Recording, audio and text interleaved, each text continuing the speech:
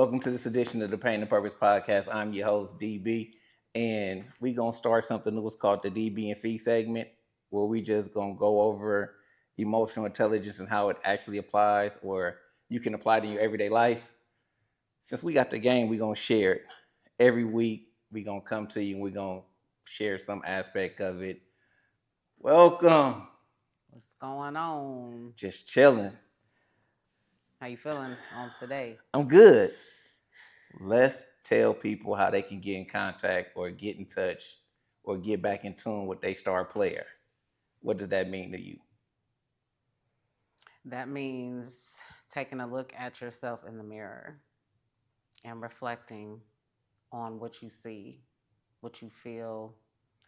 Um, just maybe replaying experiences that you've had where, um, somebody maybe had to pull your coattail a couple of times and you maybe didn't want to hear it, but you needed to hear it, you know? So that self-reflection, self-awareness. Okay. Yeah.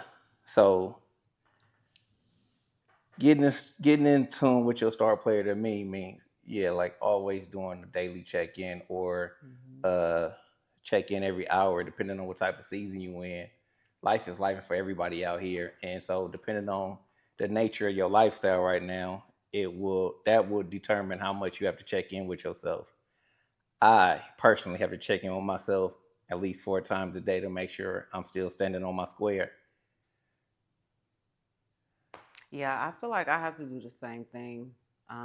Just checking in with myself, you know, every hour, maybe. It just depends on, like you said, how my day is going at that moment because the mind will have you all over the place.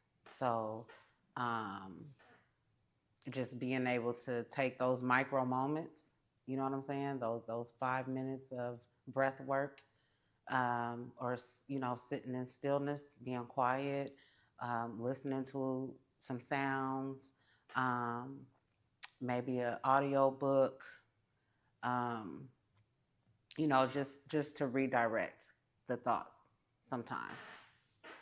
Okay, so me and you talked the other day. Uh, they sent me a picture of my grandson going to school, and that made me spiral. Right. And so that was one of the times where I had to really get in tune with myself because I became angry because I Understandable. my thought process was my daughter's supposed to be here to take her own son to school and to send him into class with that first kiss. And since he going to kindergarten, like this is first, you know what I'm saying? He's 6 Mm-hmm. now, so that really made me spiral, and it just reminded me of all the times that I was able to self-center Okay. and pull myself back together, but that day I couldn't. That day it was extremely hard. So I I went to sleep. I woke up. I was still angry because that's what I do. Like if the emotions hit me too fast, too hard, Mm-hmm. I just go to sleep. I got an off button. I just hit it and go to sleep. Okay. I went to sleep. I woke up still angry. Went back to sleep. Woke up still angry. Then I woke up for the third time. And it was time to go to work. I got up, got dressed, got in the car, and I was actually headed to work. And I'm like, I can't do it. So in that particular instance, I had to go see him. How was your visit? The visit was amazing. So actually going to see him this day calmed my nerves. And then I had 2 other grandkids, and I instantly walked in and just created a pillow fight between us. I didn't really care about the other adults in the house. My daughter was like, she wasn't really feeling it because I just walk in and just start throwing her pillows around. But I think she understood the assignment, so she Yeah. just let me do what I do. Yeah. We did it for about 30 minutes, and then she like gave me a nod, and I was like, all right, let's stop. Actually, I think one of the kids almost knocked the TV over or something. Oh, okay. Yeah. So that put an end to that. But so most days I could just recenter myself on the tough days, I got to take a power nap. But now I learned on this extreme day, I need to go sing. And so that changed the whole direction of your energy. Yeah, I think I called you when I was leaving. Yeah. I think I called you when I was leaving and told you that I felt better. Yep. I hit my partner. I hit another one of my partners. I hit Noble and told him that I was feeling better. You know what I mean? Because he was extremely concerned. Because I think I was on the phone with him. I always talk to him on my way to work, and then he was just like something wrong. He sensed it. Yeah. He was like something wrong. He's like, talk to me. I'm like, I'm just not feeling it. He like, man, that's what we got them sick days for, man. Right. Use Go one. ahead. Yeah. And so, how do you regulate? First of all, let me just acknowledge, I want to just brush past, you know, what you just shared. First of all, I think that is an excellent way to bring you back down, um, to go and spend some time with your grandson because he's carrying her spirit. Yeah. You know what I mean? So you being able to hug him, you're also hugging Nana, right? Right. You're sharing space with her. She carried him in her body. Yes. So, like, that alone gives me chills because he's carrying her DNA, he's carrying her scent, he's carrying her spirit, um, he's carrying her laugh, her smile, you know, all of that. So it seems like that would be the only right thing to do is to go and embrace him and spend some time with him because that is your grandson, that is her son. He's carrying your DNA. Yes. You know what I mean? So that's beautiful, D. Thank you. You know, and I'm so glad that you decided to go that route, as opposed to, you know, because it's so easy for us to, you know, we get mad and it's like, I want to tear up everything, you know, but practicing emotional intelligence. I'm gonna say, but however, practicing EI and being intentional with it, and living by these principles, you know, it is a daily task. It's a daily struggle. Oh, most definitely. It's hard, but man, I commend you for that. That's Thank excellent. thank you. But I also I have a ability to play like the day out, Mm-hmm. and so had I went to work and a coworker did or said Right. something, Right. it is easy to tip the scales Yep. in on a negative fashion. Yeah. So I think that's one of the best things that I could have done in that moment. Absolutely. Because we you don't know how the rest of your day would have unfolded if you had Yeah, carried that energy into work, and somebody else, you know, would have got that shorter end of the stick, though they unnecessarily. right, and they didn't deserve that. So So now you tell us how you regulate, how you self-regulate.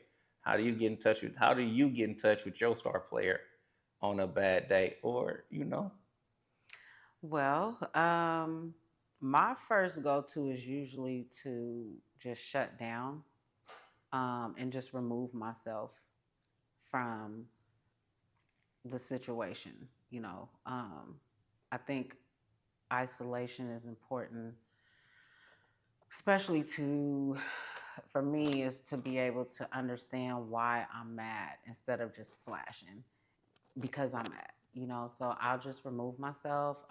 You know, sometimes I may go lay down, um, but most of the time, I choose to um, put on some sounds, you know, and meditate. And yoga, you know, and because there are a lot of different poses that helps regulate, your mental. what's your go-to pose? The child's pose, The child's pose is your go-to pose. that's my go-to pose. Yes, or a deep squat to release, a lot of stress in my hips, in my growing area, because sometimes we hold a lot of stress in our hips. Oh, I learned something new. I didn't know that. Yes. So, so yeah, I like to just isolate, and sometimes I'll call you or Or uh big bro. yes, or big bro, or I'll call my sister. But when I don't feel like talking to anybody, that's when I'll go do something just for me. Okay. So now, what forced me to learn emotional intelligence is I've ended up in situations before by not regulating, Your emotions. my emotions. Mm-hmm. Give me a time or tell me why it's important for you to self-regulate or to manage your emotions. Because if I don't, then I'm gonna go to jail. It's just as simple as that. Because when I get mad, I'm a totally different person. It's like my mouth is horrible. My attitude is terrible. We talked about that. I remember you calling me one time. Uh, you and Najee Yeah, was getting into it, and I was like, "That's not how you handle that." right. And you was like, "Well, that's how I did it." I'm like, "I'm like, easy there, grasshopper. You can't Yeah. whoop me." And then First of all, then we walked it on back, and you was able to mend that, right? So that's a situation where it you didn't use it in the beginning, you processed through it, and then you double back and you corrected it. yes. So uh And not only did I correct it, um, but I apologized to my son, for because my mouth was just going, and I said some things that I most likely wouldn't have said if I wasn't, if my emotions weren't so high. There was no logic, at that moment at all. So in the interim, I hurt my son's feelings. I felt bad about it afterwards. And um, I took accountability. You know what I mean? And that's the main thing that I wanted my son to see was that I was taking accountability. I didn't want to leave that, that sour taste in his mouth. and so and we also talk about parenting a lot, right? And Yes. on how we have to do things differently than our parents, and that was a the perfect way Yeah. to double back and show him that one, I'm a human. We make mistakes, but we can also correct those mistakes, Mm-hmm. right? Mm-hmm. So I think that is about as good as it get for getting in tune with your star player. Just being able to self reflect. Uh, And not and being able to acknowledge that you're not okay at that moment and be able to pull yourself from a situation instead of what do you call it, dumping, yeah, on somebody that doesn't deserve that energy. You know what I mean? Like, don't take yourself into a social gathering or over to a friend's house or anywhere, go to work, you know what I'm saying? yeah, And you are not in the best space. So it's almost like, if you do it, you want the smoke. You know what I'm saying? It's like, yeah, okay, I'm waiting on somebody to, you know what I mean? I'm waiting to dump this energy off on somebody, but instead you took your day off. I do some yoga or meditate, just fall back. yeah. Just in the middle of your self reflection. I think self reflection also includes like the purposeful pause, Absolutely. giving your time for your emotions to catch up with your brain, Right. because when emotions are high, logic Logic is is low. low. Yes. And so just practice getting in tune with your star player. I know life be lifing for everybody, And it's going to continue to. but flying off the handle or increasing your problems not gonna make your life easier. And I No. think that's something that I had to learn the hard way, Hmm. because I had a habit of just making the problem worse, worse, worse, worse, I worse, did too. and then somebody else got to come in and fix the problem. Now you're doing damage control. Now we're doing damage control. Right. So to prevent the damage control, just stay in tune with your star player. Yeah. That purposeful pause, though, it's a lifesaver. It is a lifesaver. However, it's also challenging sometimes, even still. You know, it's supposed to be. But when I think back on, the times that I didn't take a purposeful pause, and I flew off the deep end, like for example, so this is a funny story. Okay. Okay. I'm here for it. I think I was this was before Ajay was born, so I was about 21, 22. Way before emotional intelligence. Way before emotional intelligence. And I was in East Oakland with my best friend. We were at a red light, and this car full of guys pulled up behind me, but they kept like dipping like they was gonna hit me. So my ignorant self decides to jump out of the car and walk up to their window, to the driver's side window, talking, hell, I'm doing all of this, and I'm like, and I wish you would hit my car. Da, da, da. I ain't got nothing. Right? It's for them. Which you about to have a ooey not. And right. A ooey not, or a ooey you just out. Yeah. You know what I'm saying? And so I'm like thinking to myself, like, would I do that now? Like, absolutely not. Hell no. you better not do it now. No, I would not. But I'm just thinking, I can laugh at that now, but I'm thinking back on it like, wow, I was really young, dumb, and stupid and ignorant. I had no self-regulation whatsoever. I immediately acted off of emotion, thinking that was the way was the way to handle it. When I literally could have got jumped, I could have got killed, I could have got ran over, anything. Ryan looking at me like, Fee, where are you going? What are you doing? Like, so now, if the same situation happened, leaving here today, what you would do? I would just politely wait for the light to turn red, and when it was my turn, to turn green, and when it was my turn to go, I'm just gonna go through the light.